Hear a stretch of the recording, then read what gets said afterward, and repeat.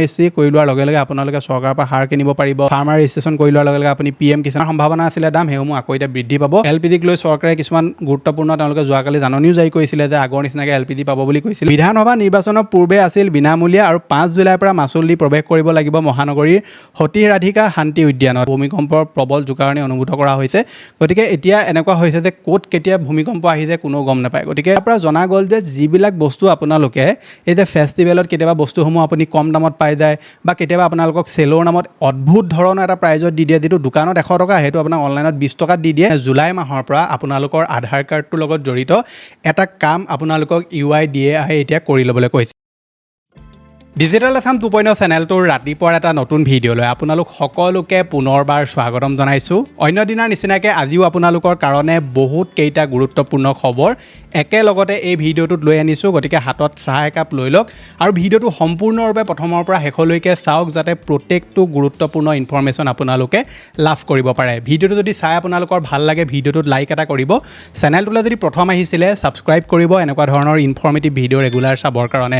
আহক আজি ভিডিঅ'টো আৰম্ভ কৰোঁ। আজি ভিডিঅ'টো আৰম্ভ কৰাৰ আগতে আপোনালোকলৈ সৰু এটা অনুৰোধ, আপোনালোকে আজি এই ভিডিঅ'টো ক'ৰ পৰা চাই আছে মানে কোনখন জিলাৰ পৰা আপুনি চাই আছে তলত কমেণ্ট এটা কৰি জনাব, কাৰণ আপোনালোকে আমাৰ চেনেলৰ ৰাতিপুৱা ভিডিঅ'টো বহুতো লোকে চায়। গতিকে আজি মই জানিব বিচাৰোঁ যে আপোনালোকে মোৰ এই ভিডিঅ'সমূহ কোন কোন জেগাৰ পৰা চাই আছে তলত কমেণ্ট এটা কৰি জনাবলৈ একদম নাপাহৰিব। আগবাঢ়িছোঁ আজি প্ৰথমটো খবৰলৈ, আৰু প্ৰথমটো খবৰ আহিছে আধাৰ কাৰ্ডৰ লগত জড়িত। আপোনালোকৰ হাতত যদি এখন আধাৰ কাৰ্ড আছে তেনেহ'লে 1 জুলাইৰ পৰা মানে জুলাই মাহৰ পৰা আপোনালোকৰ আধাৰ কাৰ্ডটোৰ লগত জড়িত এটা কাম আপোনালোকক UIDAI এতিয়া কৰি ল'বলৈ কৈছে।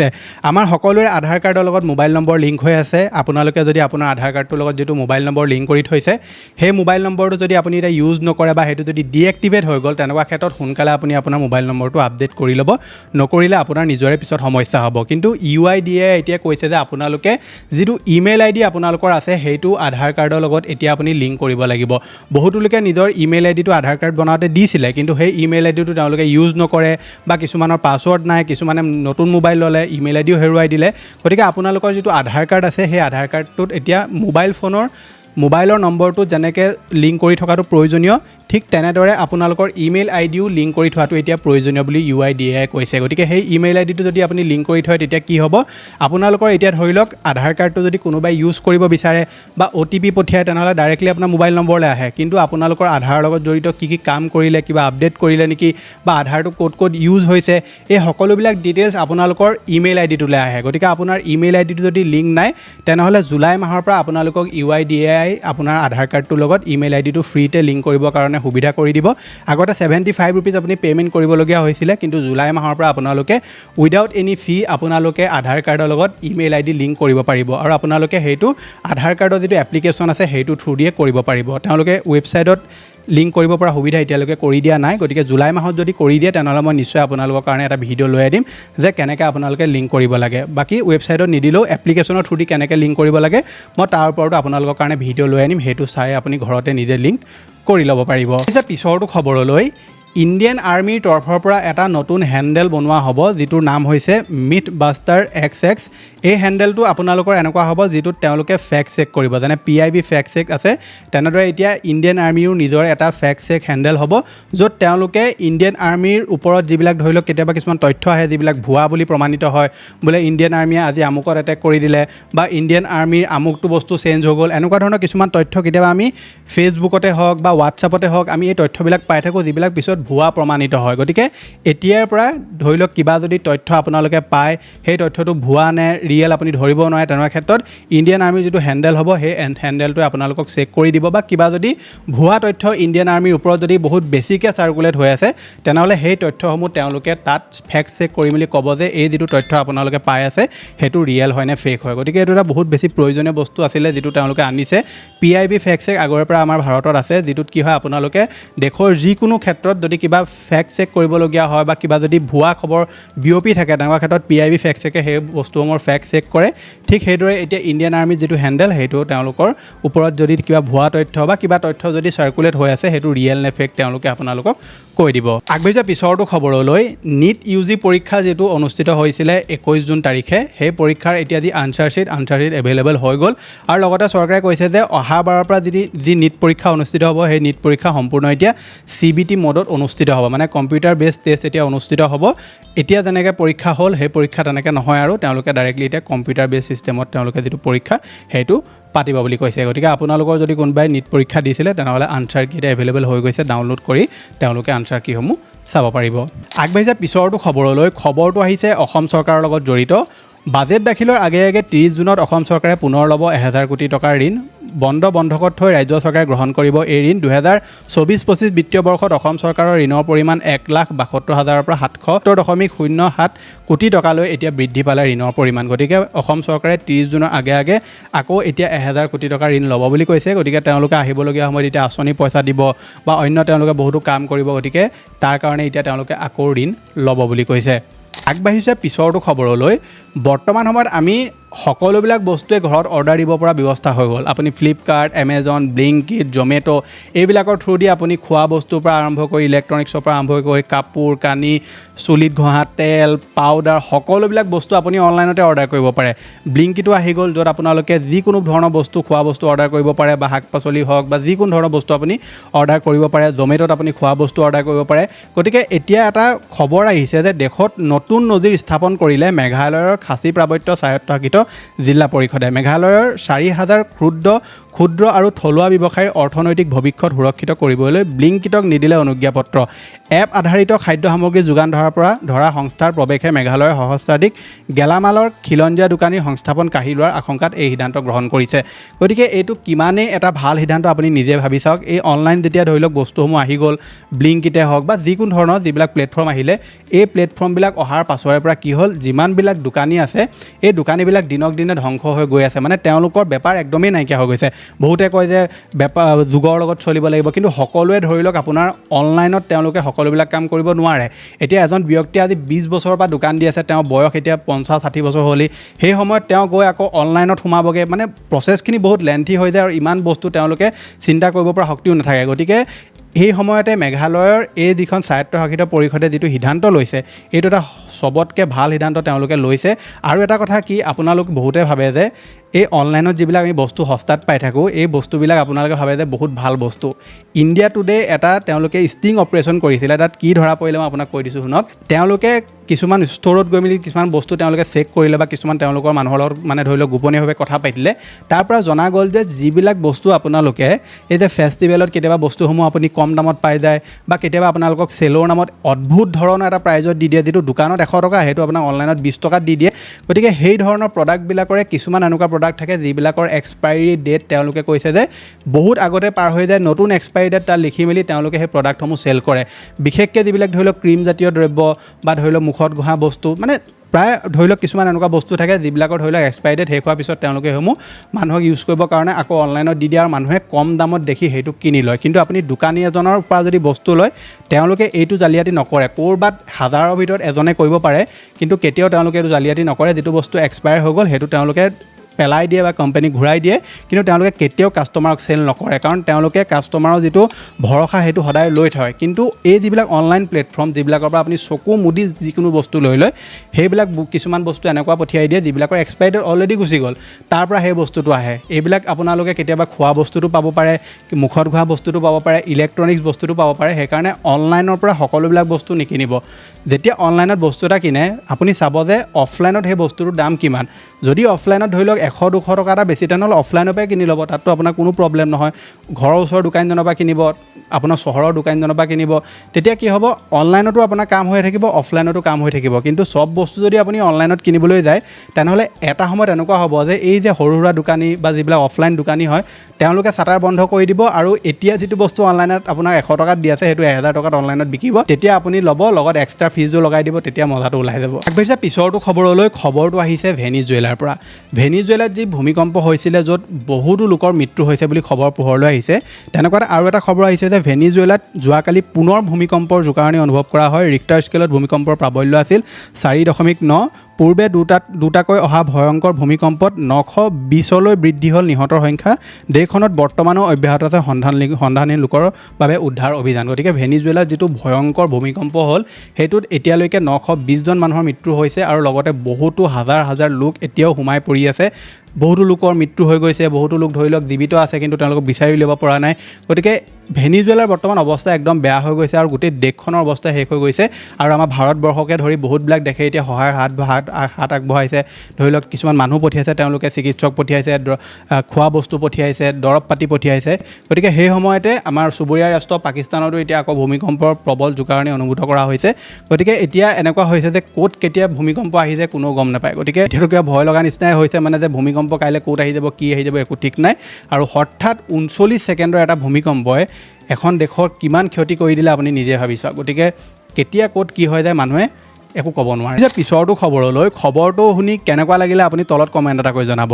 বিধানসভা নিৰ্বাচনৰ পূৰ্বে আছিল বিনামূলীয়া আৰু 5 জুলাইৰ পৰা মাচুল দি প্ৰৱেশ কৰিব লাগিব মহানগৰীৰ সতী ৰাধিকা শান্তি উদ্যানত। 9 বছৰৰ পৰা 75 বছৰলৈ প্ৰতিগৰাকী ব্যক্তিৰ প্ৰৱেশৰ টিকটৰ দাম এতিয়া 60 টকা। ষ্টিল কেমেৰালৈ গ'লে আপোনালোকে অতিৰিক্তভাৱে দিব লাগিব 300 টকা। উদ্যানখনত দৃশ্য গ্ৰহণ কৰিলে এদিনত দিব লাগিব 4000 টকা। গুৱাহাটী মহানগৰৰ উন্নয়ন কৰ্তৃপক্ষ অৰ্থাৎ GMDA নিৰ্ধাৰণ কৰিলে এই মাচুল। লগতে আৰু তেওঁলোকে কেইটামান গুৰুত্বপূৰ্ণ সিদ্ধান্ত গ্ৰহণ কৰে সেইটো কৈ দিছোঁ। এতিয়াৰ পৰা গুৱাহাটীৰ ভিন্ন উদ্যানৰ প্ৰৱেশৰ নতুন নিৰিখ, মানে এতিয়াৰ পৰা আপোনালোকে যদি কিবা উদ্যান ফুৰিবলৈ যায় গুৱাহাটীত, তেনেহ'লে আগৰ নিচিনা আপোনালোকে এতিয়া ফ্ৰীতে ফুৰিব নোৱাৰে, পইচা দিব লাগিব। ক'ত কিমান পইচা দিব লাগিব সেইটো কৈ দিছোঁ আপোনাক। জোৰপুখুৰী পাৰ্কত আপুনি 20 টকা দিব লাগিব, গান্ধী মণ্ডপত 20 টকা, অমৃত উদ্যানত 30 টকা, অটল উদ্যানত 30 টকা, শ্ৰদ্ধাঞ্জলি কাননত 30 টকা, নেহেৰু পাৰ্কত 50 টকা, বটানিকেল গাৰ্ডেনত 60 টকা, সতী ৰাধিকা শান্তি উদ্যানত আপুনি 60 টকা, ব্ৰহ্মপুত্ৰ ৰিজাৰ্ভ ফ্ৰণ্টত 60 টকা, ৰিভাৰ হেৰিটেজ চেণ্টাৰত 150 টকা, গুৱাহাটী ৰ'পৱে 250 টকা। আগৰে পৰা কিছুমানত ধৰি লওক তেওঁলোকে ফিজ লগাই থৈছিলে, কিন্তু কিছুমানত তেওঁলোকে এতিয়া নতুনকৈ ফিজ লগাইছে। গতিকে এইটোক লৈ এতিয়া বিতৰ্ক সৃষ্টি হৈছে যে চৰকাৰে ইমান ধৰি লওক পইচা কিয় তেওঁলোকে বিচাৰিছে। কিন্তু এটা কথা যদি আপুনি চাবলৈ যায়, তো চৰকাৰে সেইটো ল'বই লাগিব। বহুতে ক'ব যে ফিজ কিয় লৈছে, চৰকাৰে লুটিছে, তেনেকুৱা কথা নহয়। তাত থকা কৰ্মচাৰীসকলকো চৰকাৰে পইচা দিব লাগিব। লগতে সেই উদ্যানখন বা সেই জেগাডোখৰ চাফ চিকুণ কৰি থাকিবৰ কাৰণে বা নতুন তাত বস্তু এড কৰিবৰ কাৰণে চৰকাৰে আপোনালোকৰ পৰা সেইটো মূল্য ল'বই। গতিকে তাক লৈ আকৌ বিতৰ্ক কৰাৰ প্ৰয়োজন নাথাকে যে ধৰি লওক এইটো কিয় কৰিলে, এইটোত ইমান দাম কিয় বঢ়াই দিলে। হয়, কিছুমান বস্তু তেওঁলোকে ধৰি লওক অভাৰ কৰিছে, যেনে ষ্টিল কেমেৰা ল'লে বহুত বেছি তেওঁলোকে পইচা লৈছে, বা ফটো দৃশ্য গ্ৰহণ কৰিলে তাতো পইচা লৈছে। সেইবিলাক চৰকাৰে কিছুমান বস্তু নিয়মমতে কৰিছে। গতিকে আপোনালোকৰ ইয়াৰ মতামত কি তলত কমেণ্ট এটা কৰি জনাব।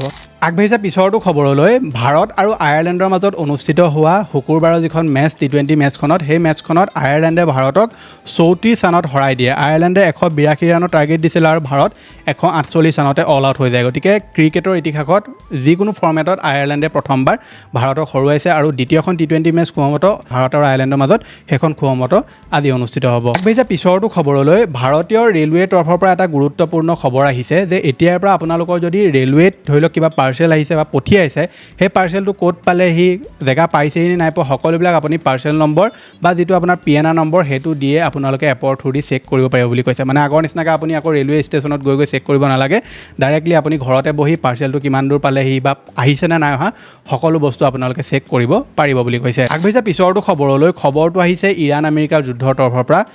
ইৰাণ আৰু আমেৰিকাৰ মাজত যিখন শান্তি চুক্তি হৈছিলে বুলি গোটেই বিশ্বতে খবৰ বিয়পি পৰিছিলে, এতিয়া খবৰ ওলাইছে যে ইৰাণে যিটো চিজ ফায়াৰ সেইটো ভংগ কৰি আকৌ আমেৰিকাৰ জাহাজৰ ওপৰত আক্ৰমণ কৰিলে বুলি খবৰ ওলালে।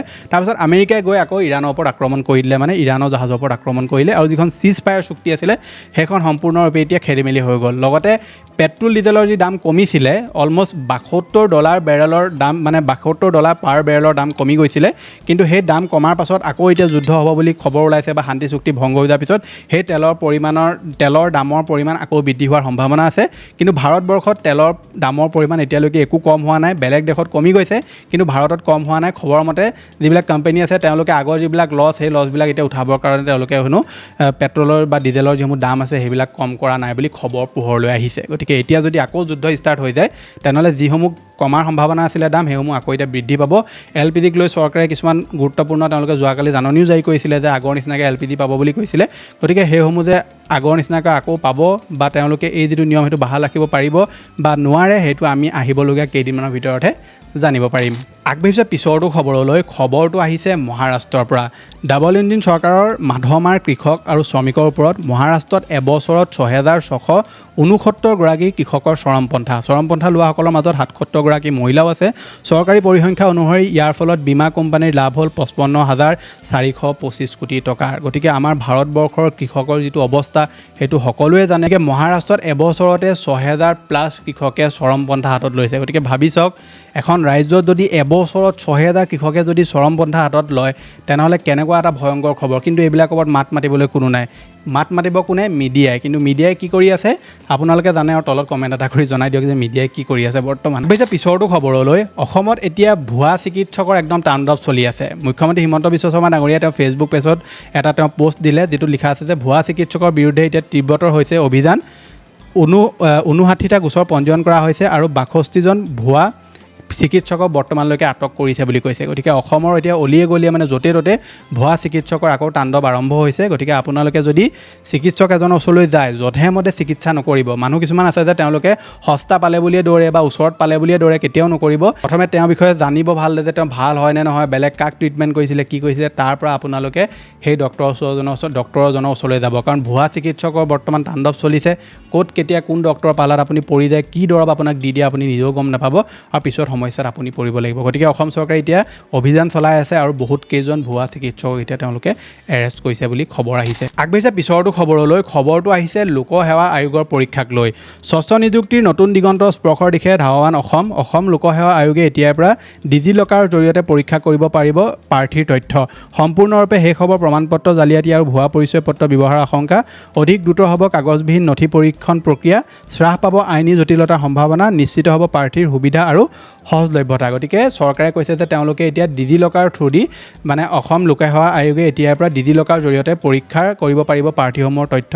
তেওঁলোকে যিসমূহ নথিপত্ৰ আনিছে সেই নথিপত্ৰসমূহ ডিজিলকাৰৰ থ্ৰুদি তেওঁলোকে চেক কৰিব পাৰিব। কিছুমান ধৰি লওক ভুৱা নথিপত্ৰ থাকে যিবিলাক আপুনি ডিজিলকাৰত কেতিয়াও এড কৰিব নোৱাৰে।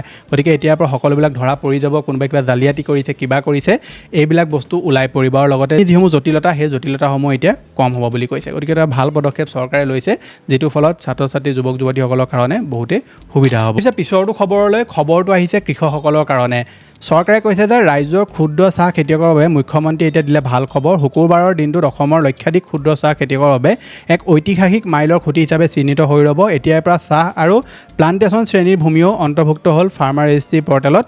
প্ৰতিজন ক্ষুদ্ৰ চাহ খেতিয়কক ফাৰ্মাৰ আইডি লাভৰ সুবিধা প্ৰদান কৰিব। একেটা প্লেটফৰ্মৰ জৰিয়তে সাৰ, চৰকাৰী আঁচনি আৰু প্ৰয়োজন ভিত্তি সহজলভ্য কৰিব। সহজ ঋণ লাভৰ পথ সুগম কৰিব আৰু মধ্যস্বত্বভোগীৰ শোষণৰ পৰা চাহ খেতিয়কসকলক সুৰক্ষা প্ৰদান কৰিব। আপোনালোকে যদি এতিয়ালৈকে ফাৰ্মাৰ আইডিটো বনোৱা নাই তেনেহ'লে বনাই লওক। আৰু যিসমূহ ধৰি লওক আপোনাৰ আগত চৰকাৰে চাহ আৰু প্লাণ্টেশ্যনৰ যিসমূহ ভূমি আছিলে, শ্ৰেণীৰ ভূমি আছিলে, সেইসমূহক তেওঁলোকে ফাৰ্মাৰ ৰেজিষ্ট্ৰেশ্যন দিয়া নাছিলে বা ফাৰ্মাৰ ৰেজিষ্ট্ৰি সুবিধা দিয়া নাছিলে, কিন্তু এতিয়া তেওঁলোকক দিব বুলি কৈছে। আৰু ফাৰ্মাৰ ৰেজিষ্ট্ৰি কৰি লোৱাৰ লগে লগে আপোনালোকে চৰকাৰৰ পৰা সাৰ কিনিব পাৰিব। ফাৰ্মাৰ ৰেজিষ্ট্ৰেশ্যন কৰি লোৱাৰ লগে লগে আপুনি PM কিষাণৰ পইচাই হওক বা যিকোনো ধৰণৰ কৃষি ৰিলেটেড আঁচনিৰ সুবিধা আপুনি সহজতে চৰকাৰৰ পৰা ল'ব পাৰিব। গতিকে এইকেইটাই আছিলে আজি আপোনালোকক দিবলগীয়া গুৰুত্বপূৰ্ণ খবৰ। আশা কৰিছোঁ আপোনালোকে ভিডিঅ'টো চাই ভাল পালে। যদি ভাল পালে ভিডিঅ'টোত লাইক কৰিব, চেনেলটোলৈ যদি প্ৰথম আহিছিলে ছাবস্ক্ৰাইব কৰি ল'ব এনেকুৱা ধৰণৰ ইনফৰ্মেটিভ ভিডিঅ' ৰেগুলাৰ চাবৰ কাৰণে।